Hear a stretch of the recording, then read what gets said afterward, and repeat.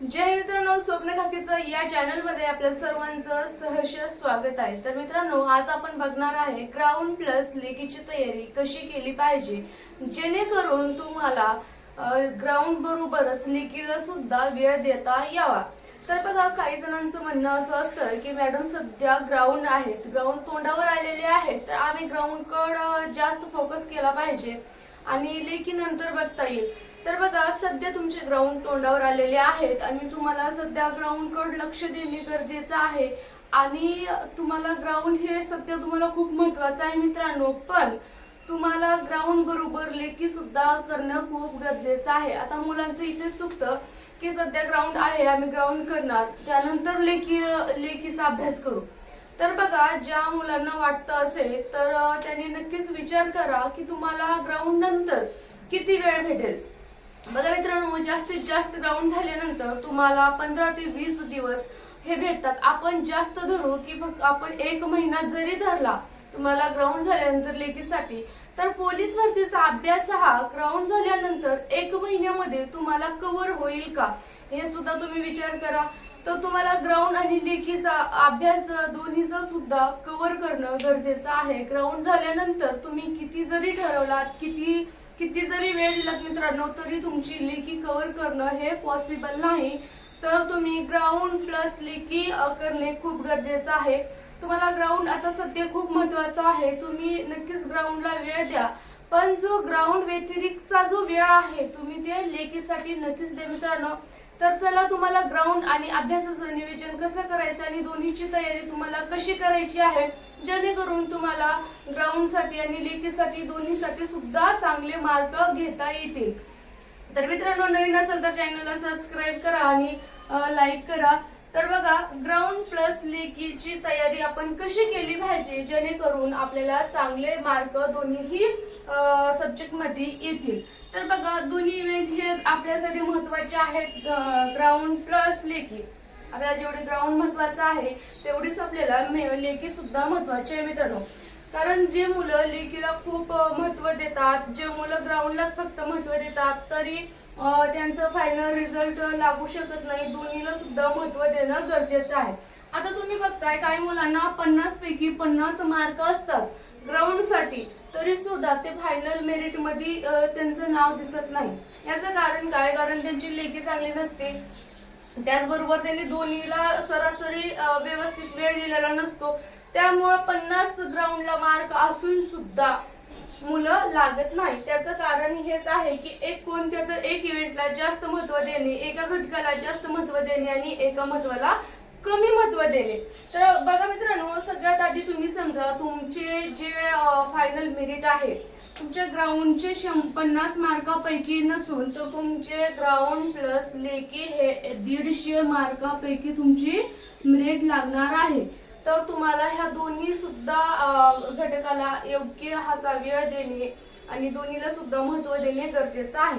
तर बघा, तुम्हाला ग्राउंड करताय तर त्याच्याबरोबर लेखीला कसं मॅनेजमेंट केलं पाहिजे, लेखी कशी केली पाहिजे की तुम्हाला दोन्हीचा एक ताळमेळ बसला पाहिजे। ताळमेळ जरी तुम्हाला दोन्हीचा बसला तर मित्रांनो, तुम्हाला नक्कीच ग्राउंड आणि लेखीला हे चांगले मार्क भेटतील। तर बघू आपण, तुम्हाला ग्राउंड करते वेळेस लेखीला सुद्धा कसा वेळ द्यायचा आहे। तर बघा, ग्राउंडला तुम्ही आता सध्या जास्तीत जास्त वेळ देणे हे गरजेचं आहे। आणि आता तुम्ही ग्राउंड 2 टाइम करताय, जर सकाळी ग्राउंड करत असेल तर मित्रांनो तो थोडा हार्ड मध्ये करा आणि ज्यावेळेस तुम्ही सांजपारी ग्राउंड करता की सायंकाळच्या वेळेस जेव्हा ग्राउंड करता त्यावेळेस तुम्ही नॉर्मल ग्राउंड करा, कारण तुम्हाला सीन पेन सुद्धा होणार नाहीत, काही इंजुरीज जे आहेत ते होणार नाहीत। तर चला, आता ग्राउंड केल्यानंतर तुम्हाला लेखीला सुद्धा वेळ द्यायचा आहे। तर आता तुम्हाला लेखीला नेमका कसा वेळ द्यायचा आहे, लेखीला काय करायचं आहे, तुम्ही लेखीला आधी काय सब्जेक्ट आहेत, कशी लेखी करायचं हे समजून घ्या।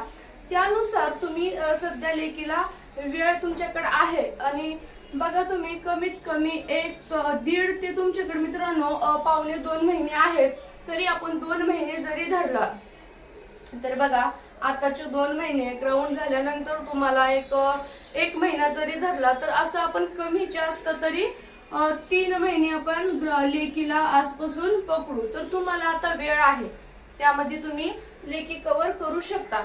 पण यानंतर जेव्हा तुमचं ग्राउंड होईल आणि तुम्हाला चांगले मार्क ग्राउंड मध्ये पडतील, त्यावेळेस तुम्हाला जर लेखी कव्हर करायचं असेल तर ते अजिबात होणार नाही. तर बघा, तुम्हाला आता अभ्यासाचं नियोजन काय करायचं आहे. तुम्ही ज्या वेळेस ग्राउंड करता, ग्राउंड झाल्यानंतर तुमचा जो व्यतिरिक्त वेळ आहे ते तुम्हाला अभ्यासासाठी द्यायचा आहे मित्रांनो. तर बघा, तुम्हाला योग्य असं अभ्यासाचं नियोजन करायचं आहे. नियोजन करणं हे महत्वाचं आहे. तुम्हाला दिवसातला किती वेळ अभ्यासासाठी द्यायचा आहे, किती वेळ तुम्हाला ग्राउंड साठी द्यायचा आहे, हे तुम्ही आधी ठरवायचं आहे. योग्य असं नियोजन करायचं आहे. त्यानंतर बघा, तुम्ही अभ्यासाचा जे आहे मित्रांनो टाइम टेबल बनवायचा आहे.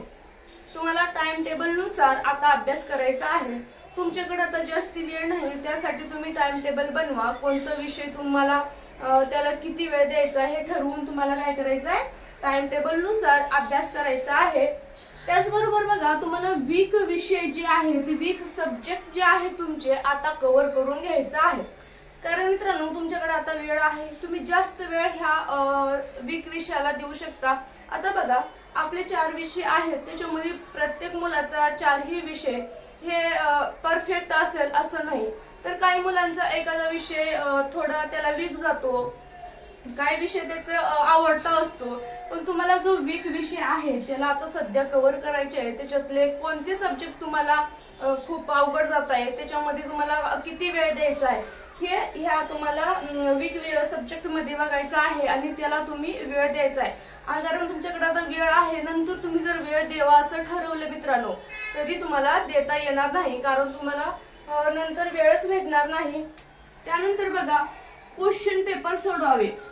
तर बघा मित्रांनो, क्वेश्चन पेपर सोडवणं खूप गरजेचं आहे. कारण तुम्हाला क्वेश्चन पेपर ज्यावेळेस तुम्ही सोडवता त्यावेळेस तुम्हाला समजतं की बाबा, पोलीस भरतीचा पेपर हा कशा पद्धतीचा असतो, ते क्वेश्चन कसे येतात, तुम्हाला कसे क्वेश्चन हँडल करायचं असतं. त्याचबरोबर सगळ्यात महत्त्वाचं मित्रांनो, वेळ जो आहे, तुम्हाला जो वेळ आहे तो वेळ तुम्हाला किती लागतो, तुम्हाला वेळ जास्त लागतो, कमी लागतो, तुम्हाला वेळ हे टाइम कव्हर करण्यासाठी क्वेश्चन पेपर खूप महत्वाचा आहे. ज्या वेळेस तुम्ही तुम्ही जे एक्झाम सेंटरला जाता आणि एक्झामला बसता आणि तिथं क्वेश्चन पेपर जर सोडवायला बसता मित्रांनो, त्यावेळेस तुम्हाला वेळ पुरत नाही. का? तर तुम्ही क्वेश्चन पेपरची चांगली प्रॅक्टिस केलेली नसते. तर तुम्ही बरोबर 90 मिनिटाचा टायमिंग लावून क्वेश्चन पेपर सोडवायचे आहेत. आता क्वेश्चन पेपरचा फायदा हे तुम्हाला खूप पडणार आहे लेखीसाठी. कारण तुम्ही जर क्वेश्चन पेपर सोडवला, तुम्हाला क्वेश्चन कशा पद्धतीचे आहेत, कोणते क्वेश्चन तुम्हाला येत नाहीत किंवा कोणते क्वेश्चन असे आहेत की पोलीस भरतीला येण्याचे खूप चान्सेस आहेत, ते रिपीट कोणते क्वेश्चन होतात हे तुम्हाला क्वेश्चन पेपर मधून समजून जाईल आणि तुम्हाला वेळेचं सुद्धा नियोजन करता येईल. तर चला पुढचं बघू आपण पॉइंट. तर अनालिसिस हे सुद्धा खूप महत्वाचं आहे. कारण तुम्ही ज्यावेळेस क्वेश्चन पेपर सोडवता तर त्याचं अनालिसिस करणं गरजेचं आहे. तर बघा, काही मुलं असं असतात, क्वेश्चन पेपर घेतात, क्वेश्चन पेपर सोडवतात आणि तुम्हाला किती मार्क पडलेत बघतात आणि ते तिथं सोडून देतात. पण हे चुकीचं आहे. तुम्ही ज्यावेळेस क्वेश्चन पेपर सोडवता मित्रांनो, त्यावेळेस तुम्हाला किती मार्क पडले बघल्यानंतर तुमचे कोणते क्वेश्चन चुकल्यात ते सुद्धा बघणं गरजेचं आहे आणि तुम्हाला कोणते क्वेश्चन येत आहेत ते सुद्धा बघणं गरजेचं आहे. तुम्हाला जे क्वेश्चन येतात तुमचे ते क्वेश्चन तुम्हाला भरतीला येऊ शकणारे आहेत का, म्हणजे परत रिपीट होऊ शकतात का. जर रिपीट होत असेल तर ते तुम्ही क्वेश्चन काढून नोट्स काढू शकता आणि जे क्वेश्चन तुम्हाला येत नाही ते तुम्ही त्याचा अभ्यास करू शकता, रिव्हिजन करू शकता, ते क्वेश्चन तुम्ही सोडवू शकता. हे सगळं अनालिसिस केल्यानंतर तुम्हाला समजतं कोणते पॉइंट तुम्हाला येत नाहीत, कोणतं सब्जेक्ट आहे त्याच्यामधले क्वेश्चन तुम्हाला चुकतात. एखाद्या सब्जेक्ट मधला क्वेश्चन जरी तुम्हाला चुकला तर ठीक आहे, पण त्या सब्जेक्ट मधले जर क्वेश्चन तुमचे 2-3 चुकत असेल तर तो सब्जेक्ट तुम्हाला कव्हर करून घ्यायचा आहे. तर अशा पद्धतीने तुम्हाला अनालिसिस करायचं आहे आणि अनालिसिसचा फायदा खूप तुम्हाला क्वेश्चन पेपरवर होणार आहे. नंतर जर तुम्ही क्वेश्चन पेपर सोडवता त्याच्यामध्ये ह्याचा फायदा होईल आणि तुम्हाला जे प्रश्न चुकतात त्याच्यामध्ये कमी होत जातील. त्यानंतर बघा मित्रांनो, रिव्हिजन. आता रिव्हिजन सुद्धा खूप महत्वाचं आहे. क्वेश्चन पेपर सोडवताय, अभ्यास करताय, त्यानंतर तुम्हाला रिव्हिजन करणं गरजेचं आहे. जोपर्यंत तुम्ही रिव्हिजन करत नाही मित्रांनो, तोपर्यंत तुम्ही केलेला अभ्यास हे तुमच्या लक्षात राहणार नाही. आता बघा, तुम्ही अभ्यास केला, क्वेश्चन पेपर सोडवला, त्यावेळेस तुमचं सगळं लक्षात राहील जेव्हा अभ्यास केला त्यावेळेस, आणि तुमचा अभ्यास झाल्यानंतर ज्यावेळेस तुम्ही पेपर सोडवता त्यावेळेस तुम्हाला आठवत नाही. हे प्रॉब्लेम रिव्हिजन साठी होते. ज्या मुलांचं रिव्हिजन जास्त होत नाही त्या मुलांना हे प्रॉब्लेम येते. तर तुम्हाला रिव्हिजन करायचा व्यवस्थित. एखादी क्वेश्चन पेपर सोडवला किंवा अभ्यास केला, त्याचं परत परत रिव्हिजन केल्याने तुमच्या लक्षात राहून जाईल आणि ऐन वेळेस तुम्हाला एक्झामच्या टायमाला तुम्हाला विसरणार नाही. तर तुम्हाला रिव्हिजन सुद्धा करायचंय. आता तुम्हाला एवढे जे पॉइंट आहेत, मी 5 पॉइंट सांगितलेले आहे. जे टाइम टेबल आहे, तुम्हाला टाइम टेबल नुसार अभ्यास करायचा आहे की बाबा तुम्हाला कोणत्या वीक विषय आहे त्याला किती वेळ द्यायचा आहे, कोणता तुम्हाला चांगला विषय आहे त्याला किती वेळ द्यायचा आहे, ह्या तुम्हाला टाइम टेबल मध्ये बनवायचं आहे. कारण तुम्ही आज 2 तास अभ्यास केलाय, उद्या 4 तास केलाय आणि परवा 8 तास केलाय आणि त्याच्याहून परवा तुम्ही अभ्यासच केला नाही असं होतं. आणि एखाद्या विषयाला तुम्ही दिलाय 2-3 तास आणि एखाद्या विषयाला दिलं 10-15 मिनिट, तर असं जमणार नाही. तुम्हाला टाइम टेबल नुसार अभ्यास केला पाहिजे. त्याचबरोबर तुम्हाला वीक विषय जे आहेत मित्रांनो, वेळ असतानाच तुम्हाला ते वीक विषय जे आहे स्ट्रॉंग करून घ्यायचे आहेत.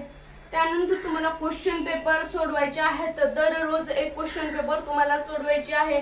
त्यानंतर तुम्हाला अनालिसिस करायचं आहे. आणि अनालिसिस करायचं आहे म्हणजे आहे मित्रांनो, हे तुम्हाला गरजेचं आहे. हे सर्व झाल्यानंतर तुम्हाला रिव्हिजन सुद्धा करणे गरजेचं आहे. अशा पद्धतीनं तुम्ही ग्राउंड झाल्यानंतर तुमचा जो वेळ आहे अभ्यासाला द्या. आणि अशा प्रकारे तुम्ही अभ्यास जरी केला मित्रांनो, तर तुम्हाला ग्राउंडला खूप चांगले मार्क येतील आणि लेखीसाठी खूप चांगले मार्क येतील. आणि तुम्ही ग्राउंडला चांगले मार्क भेटला तर तुम्हाला लेखीला सुद्धा चांगले मार्क येतील. नंतर तुम्हाला वेळ भेटणार नाही अभ्यासासाठी. आताच तुम्हाला रिव्हिजन करणे गरजेचं आहे आणि फायनल मेरिटला तुम्हाला चांगले मार्क येतील. तर मित्रांनो, व्हिडिओ आवडला असेल तर कमेंट करून सांगा. आणि अशा पद्धतीने तुम्ही नियोजन करा. ग्राउंड प्लस अभ्यास दोन्हीचं सुद्धा योग्य नियोजन करून अभ्यास करा. तर भेटूया मित्रांनो पुढील व्हिडिओमध्ये.